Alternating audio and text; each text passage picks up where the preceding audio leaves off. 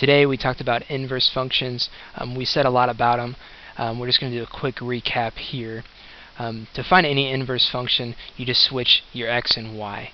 What you're really doing is you're switching your input and output. And the same is true for these three trig functions.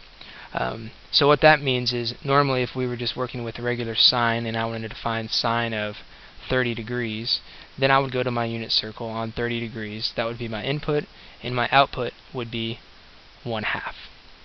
Well, if we want to find the sine inverse of a number, then we are going to do the opposite. So if I want to find sine inverse of 1/2, now 1/2 is my input, so I look for 1/2 for a sine value on the unit circle, and the output is now 30 degrees, or pi/6.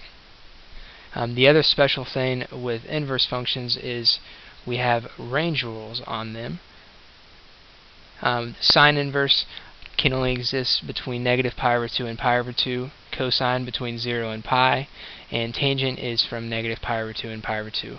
And you need to have these things memorized. Probably an easier way to memorize them is by quadrants, where sine can travel in quadrants 1 and quadrant 4, cosine in quadrants 1 and quadrant 2, sine inverse and cosine inverse, and tangent inverse in quadrants 1 and quadrants 4.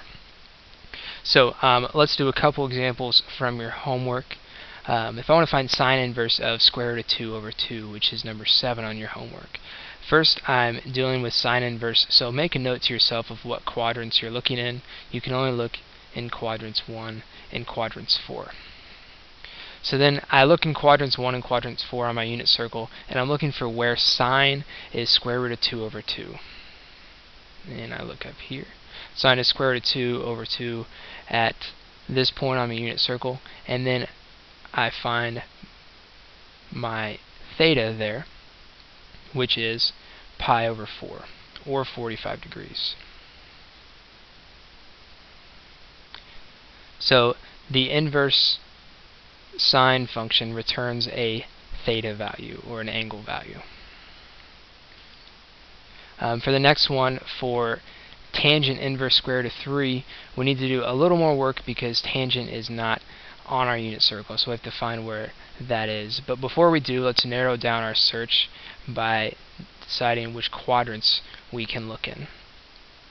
And tangent exists in quadrant 1 and quadrant 4 as well, so I'm looking for where tangent is square root of 3. If you have this memorized, that's great. Otherwise you might have to find where this is. Remember that tangent theta is equal to sine theta over cosine theta.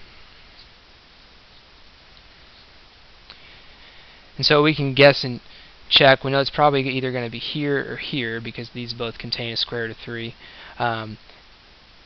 If I look up at 60 degrees, sine is square root of 3 over 2, and cosine is 1/2. And when I simplify this, that just gives me square root of 3 because my 2's will cancel. So now at this coordinate on my unit circle, tangent is square root of 3. So I look for that theta value, and I see that it's pi/3. So tangent inverse square root of 3 is equal to pi/3, not 4.